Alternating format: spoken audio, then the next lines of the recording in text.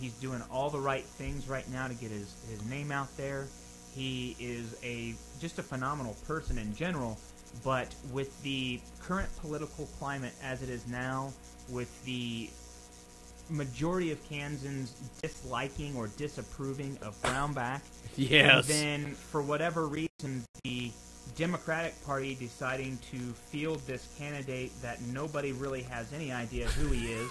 Yes.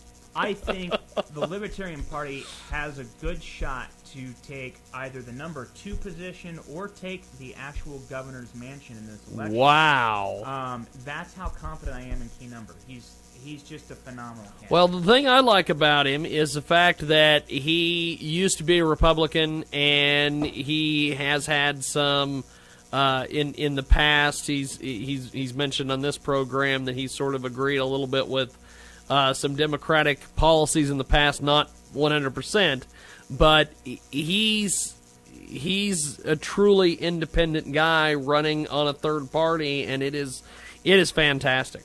Well, and you mentioned that it's the one of the things that shows the growth of the party is when you look at the candidates and you see that they're not just these pure 100% philosophical libertarians. Yep. Which is, I'm going to argue and I'm going to get some hate for this, but the libertarian philosophy is a very good one. However, just like any philosophy, it can be taken way too far. And, very much so, yeah. When it comes to like internet trolls and stuff like that, I get a ton of libertarians who want to sit there and say I'm not a libertarian, and it's like, well, hey, listen, obviously the party's behind me. Here's all my, here's what I support. Here's what I believe in, right? But what really shows the growth of the party is that we have moved away from the, I like to call them philosophical libertarians, the folks that don't necessarily live in reality. And that they want to live in this kind of ideal world and try and impose this philosophy on everybody else. Yep. And Completely what you're seeing with you Keen, what you're seeing with me, I mean, we are, I'd say 95% libertarian, but we do have our own ideas. We're not just some, copy-paste, this is what a libertarian looks like, boom. We actually understand that this philosophy is great most of the time. Sometimes it's not going to work, and this might be a better idea. Or maybe the libertarians haven't thought of this idea yet. I'm going to run with it and see what happens. We're more willing to step out of that little box and really kind of use the libertarian philosophy, but use it appropriately and in a more measured manner. And I really. I really think that's what's going to push the party to become a big contender in not just 2014, but 2016 and thereon. Well, like we were talking earlier, I see a lot of these races across the country where Green Party candidates and Libertarian candidates are either winning elections or they're getting to the point where they're second place or just squeaking in easily at third. I think it's going to be an odd presidential election coming up, and even with these midterms, I know that the Libertarian Party in Kansas especially, they have said on many occasions that, if we win, that's awesome. We just want to be in the conversation, and we just want to get that party status. I think Keem's got the best possibility to be able to pull that off. There was a lot of people, though, at the convention that I had overheard on a couple of occasions that said it's too bad that Tressa and Keem just couldn't run together. Yeah, and I think that would have been a more kind of a comfortable way to move into the election.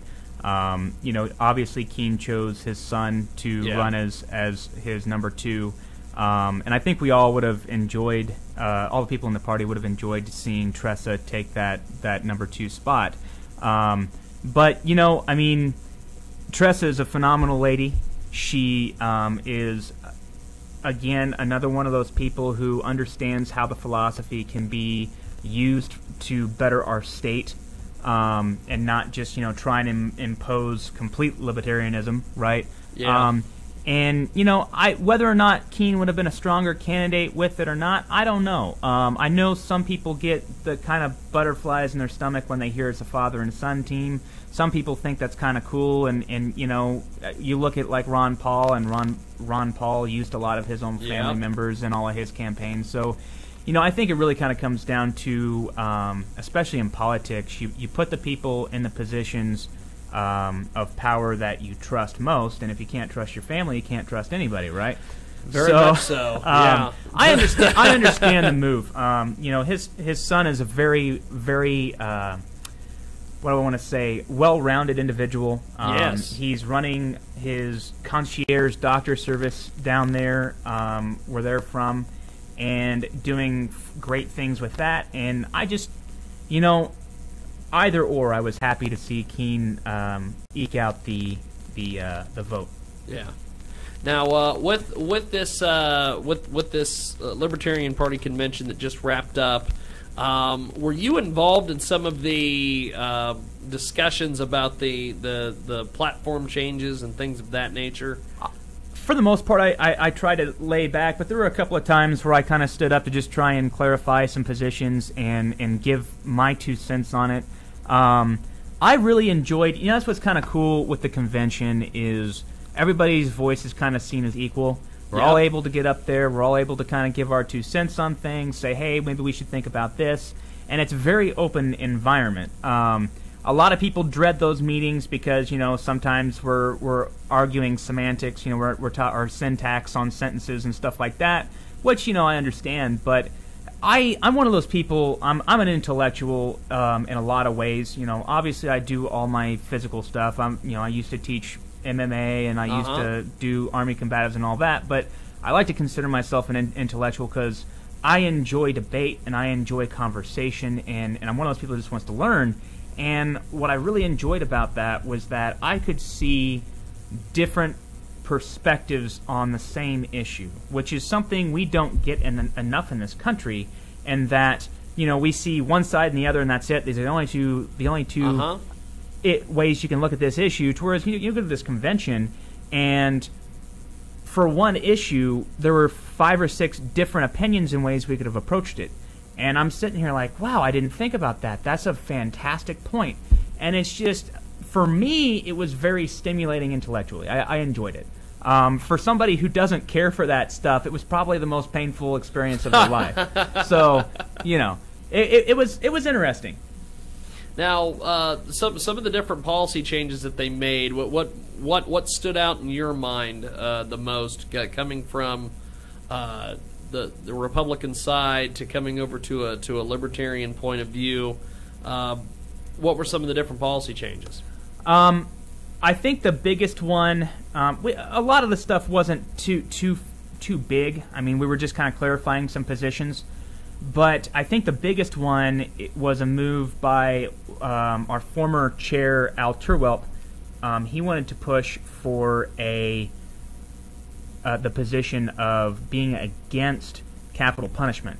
Yeah. And I know in Kansas that's one of those issues that depending on who you talk to, you're going to get one side of the argument or the other. And, I'm very much on Al's side on this. And I say that because people are fallible. We make mistakes, and a lot of people, it's been shown, have been put to their death erroneously. People who were found to be innocent after the execution, or people who, before their execution, it was stayed and they were found by new evidence that they were actually innocent. And so from that standpoint, capital punishment's a heck of a thing. And I understand the reason why people want to put somebody to death. I mean, I've heard some terrible, terrible things that have happened to people. And a lot of times in those issues, I'm like, yeah, that person needs to be put to death. But at the same time, there have been some pretty convincing cases that have gone through, and later on we found out that the person was actually innocent, and the prosecutor was basically trying to get points, and there was some erroneous things put into the evidence, and so on and so forth. So I think that was the most interesting thing. Yeah. I'm pretty sure we didn't put a full vote on it yet. I think that was tabled for the next time the convention gets together. But I think that's going to be probably one of our more, I would say, stimulating and interesting discussions in the next convention. We've got Chris Clemmons with us today here on the program. He joins us live in studio, and earlier today we chatted with the band Max 12. We also chatted with my good friend Israel, our co-host on this broadcast. He's been kind of missing in action for a couple weeks because he's been trying to put together he's got a record label down there in Wichita, Kansas. They're putting together a lot of new music coming out very soon. And next week on this program, Earth to Matilda will be in studio. They are that great high school band that has played all around the Hutchinson, Kansas area. They played our Concerts for a Cause event at concertsforacause.com. They, of course, played that at the Rusty Needle about a month ago here in town. So they will be in studio. Also, Nate from the Joy-Coughs will be with us. He is, of course, our co-host each and every third or fourth Saturday of the month. So he would have been here today, which would have been a oh God, if he would have been here today, we would have been able to do half the things that we did today. But he is of course the drummer for the band the Joy-Coughs. They currently are going through Denver today on a tour. So that's good stuff from him.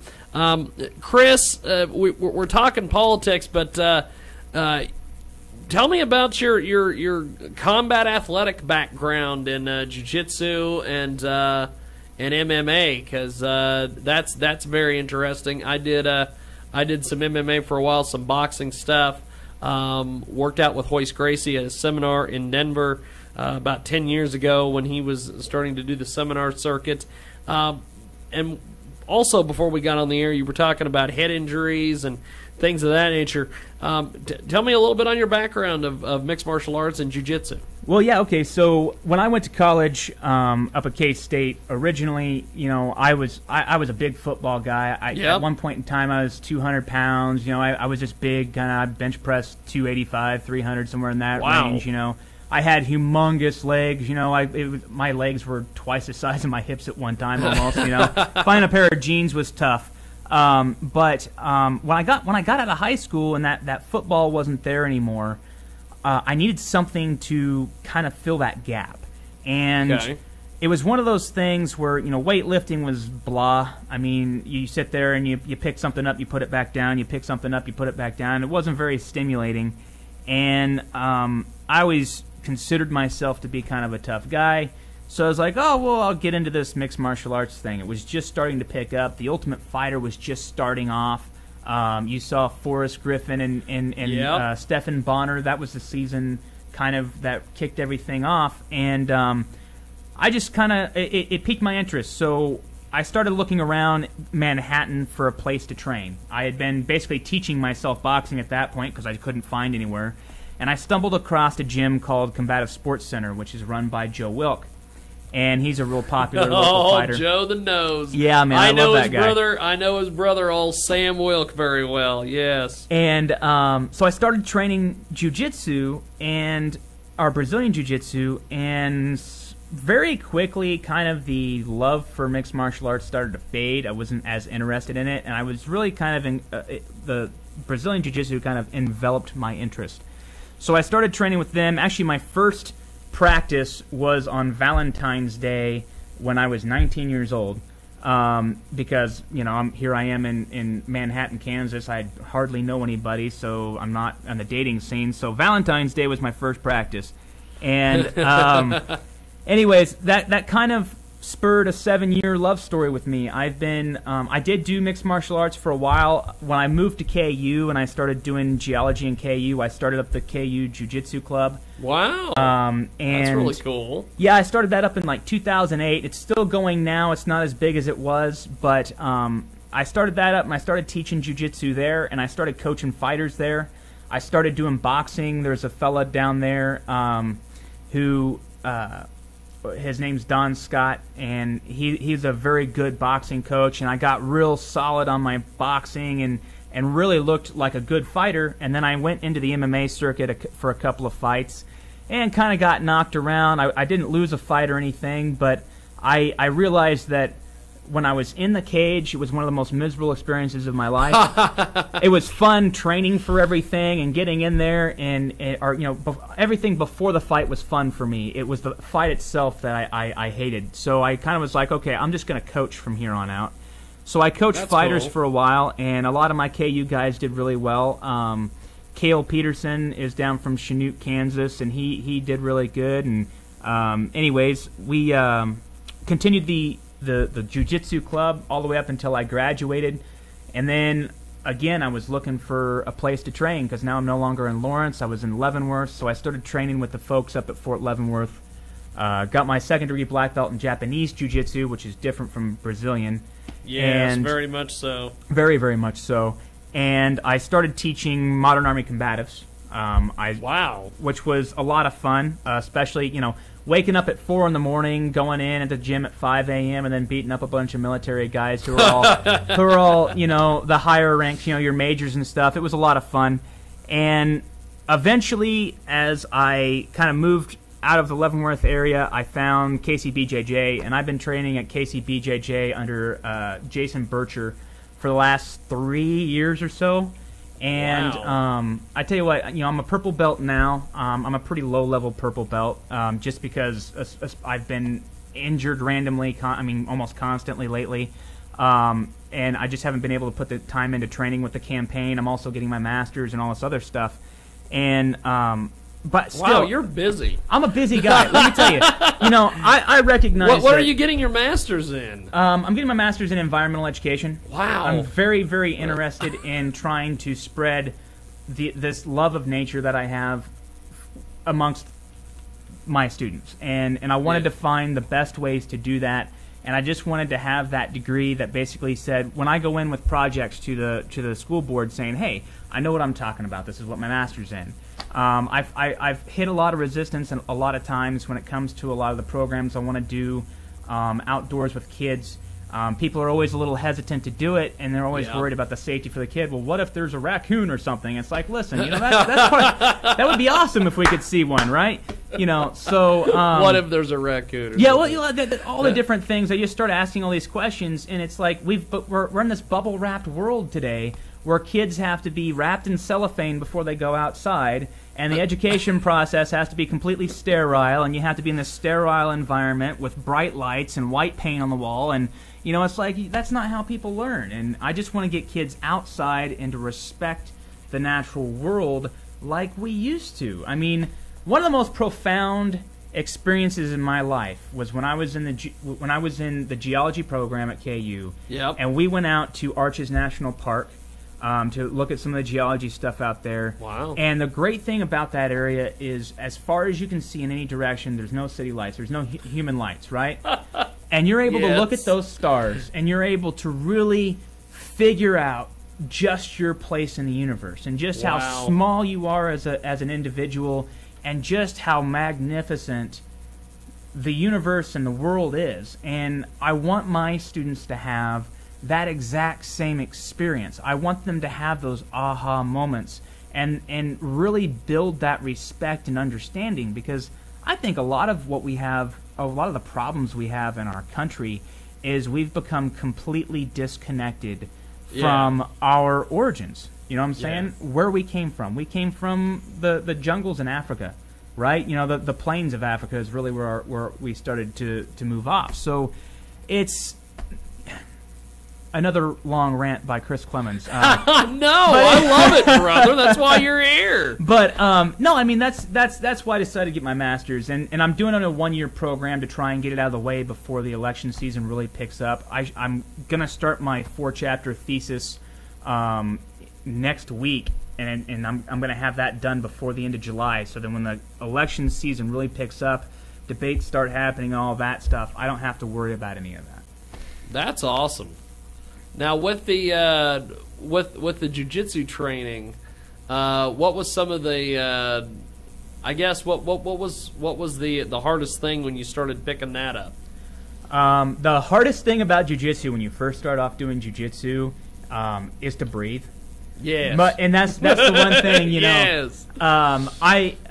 my whole style of jiu-jitsu is based off of wearing the other person out. I let the person sit there in my guard. I have crazy legs. I can put my legs behind my head, whatever. So I wear people down because they're constantly trying to get past my guard and whatever, and eventually they're going to make a mistake. And I love it when those wrestlers come in who, even if they're state champs, whatever, I'm gonna run a clinic on them because they don't know how to breathe. Everything's 100% go, go, go, go, go. Yep. And they're going to waste all that energy out beforehand. And that was the one thing when I came in, here I am, this big football player.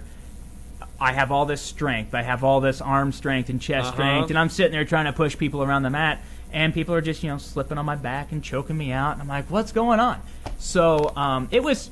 That was the one thing that really stood out. Start training jiu-jitsu was just learning how to breathe and relax. And let me tell you, that's the one thing I love the most about jiu-jitsu is it's not just a martial art in terms of you're learning how to do this move in this situation or whatever.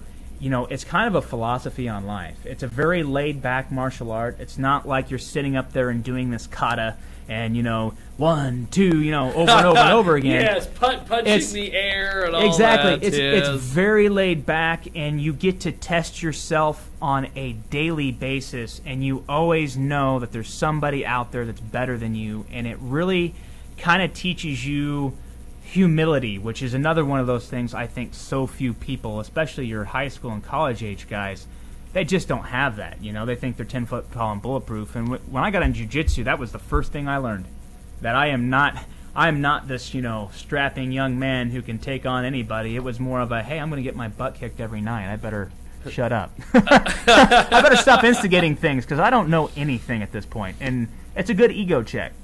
Yes, very much so. Well, we're going to do this. We're going to take another time out here. When we come back, we're going to wrap it up with Chris about some of the different things going on around the world and get his thoughts on some of the different issues. And we've got that when we come back here on the Jiggy Jaguar Experience. Back here in a few moments.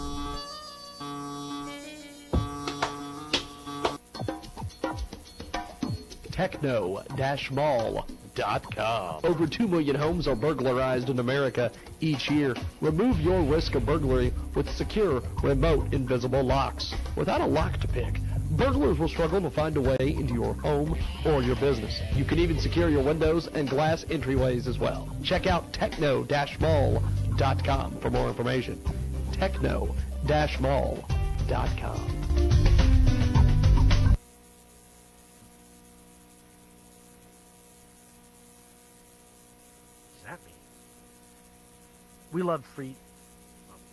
We love feedback like a freaking guitar.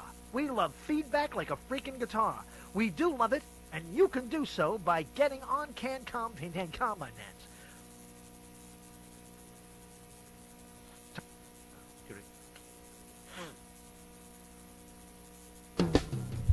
Hey, baby, do you talk funny? Words you say not too crisp. Do people make fun of you because you talk with the lisp? I make that lisp go away, and it will happen in 3 or 4 days. All you got to do is want it bad, and your lisp become a thing of the past. Spider guy, he knows your pain. You seek him out and you won't be in vain. He will fix your lisp like MacGyver. He can be only found on Fiverr. Seek him out on Fiverr.com. Spider guy, get the job done. Seek him out on Fiverr.com. Spider guy, get the job done. If you're dealing with the problem of erectile dysfunction, you're not alone. It's not your fault, the desire is there, but you just need a little extra help. It's a common problem with a very easy solution. And that solution can be found by visiting MedCurePharma.com. You know the cost of Viagra, Cialis, and other ED drugs can get very expensive. At MedCurePharma.com, you can get any ED drug you need safely and at a great price. For example, MedCurePharma.com offers Viagra for just 87 cents a pill. MedCurePharma.com has similar savings on Cialis and Levitra, too. MedCurePharma.com is confident that all of their products meet the highest safety standards, and that's 100% guaranteed. Your purchase with MedCurePharma.com is easy and always confidential. The medications come directly to you, so order online at MedCurePharma.com or call them directly toll-free 1-877-446-1474. MedCurePharma.com. Attention, everyone. Is your computer getting slow? Are errors popping up all over the screen? You need QuickSpeed PC. Get your free scan today at QuickSpeedPC.com and speed your computer up like new. That's QuickSpeedPC.com for your free scan today. Go to QuickSpeedPC.com today. QuickSpeedPC.com.